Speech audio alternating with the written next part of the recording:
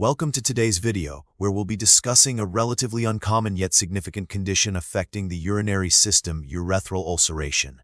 We'll explore what it is, what causes it, how it's diagnosed and treated, and what you need to know about its prevention. Let's dive in. Urethral ulceration, as the name suggests, refers to the formation of open sores or ulcers within the urethra. The etiology or causes of urethral ulceration are varied and can be complex. One primary cause is infection, particularly sexually transmitted infections like herpes simplex virus, chlamydia or syphilis. Traumatic injury to the urethra, whether from catheterization, surgery, or external trauma, can also lead to ulceration. Certain inflammatory conditions, such as lichen sclerosus, can affect the urethral tissue and contribute to ulcer formation. In rare cases, cancers or benign tumors within the urethra can ulcer it. Poor hygiene and underlying systemic diseases like diabetes can also increase the risk. The pathophysiology of urethral ulceration involves damage to the urethral lining.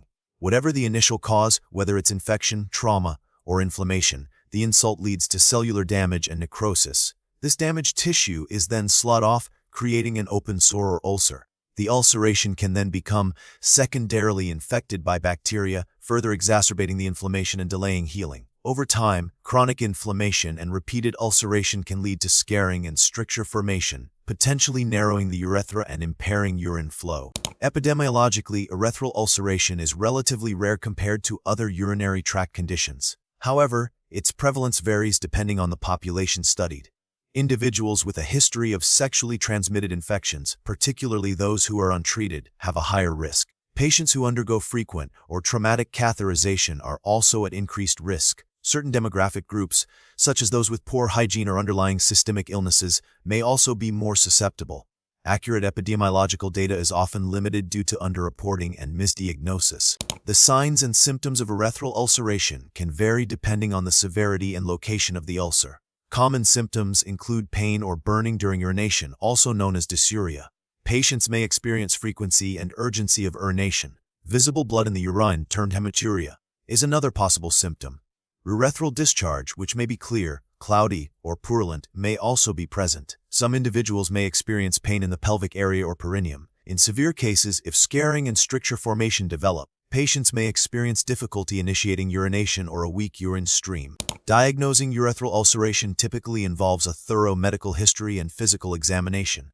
The doctor will ask about sexual history, previous urinary tract infections, and any history of trauma or catheterization. A urine sample will be collected for urinalysis and culture to identify any infection.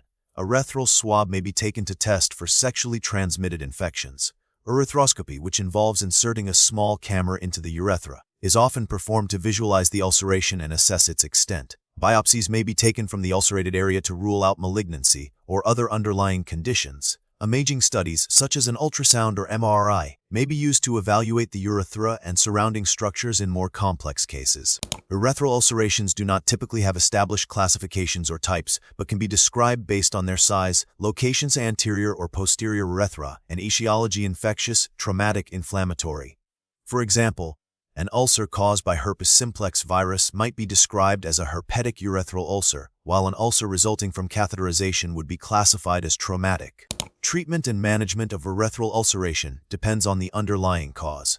If the ulceration is due to an infection, antibiotics or antiviral medications are prescribed to eradicate the infection. Topical creams or ointments containing corticosteroids or antibiotics may be used to reduce inflammation and promote healing. Pain relievers may be prescribed to manage discomfort. In cases where scarring and stricture formation have occurred, urethral dilation or surgical reconstruction may be necessary to restore normal urine flow. Good hygiene is crucial to prevent secondary infections and promote healing. Catheterization should be performed with caution and proper technique to minimize the risk of trauma. Prevention of urethral ulceration involves several strategies. Practicing safe sex, including using condoms, can significantly reduce the risk of sexually transmitted infections. Avoiding traumatic catheterization and using proper technique during catheter insertion can help prevent injury to the urethra. Maintaining good hygiene can also reduce the risk of infection. Individuals with underlying inflammatory conditions should receive appropriate medical management to minimize their risk of urethral involvement. Regular check-ups with a healthcare provider are important for early detection and treatment of any urinary tract issues. The prognosis for urethral ulceration depends on the underlying cause and the extent of the ulceration. With prompt diagnosis and appropriate treatment, most cases can be successfully managed. However, delayed treatment or severe ulceration can lead to complications such as scarring, stricture formation, and chronic pain. Recent research has focused on developing more effective topical treatments for urethral ulceration and improving surgical techniques for urethral reconstruction. Further research is needed to better understand the pathogenesis of urethral ulceration and identify new strategies for prevention and treatment.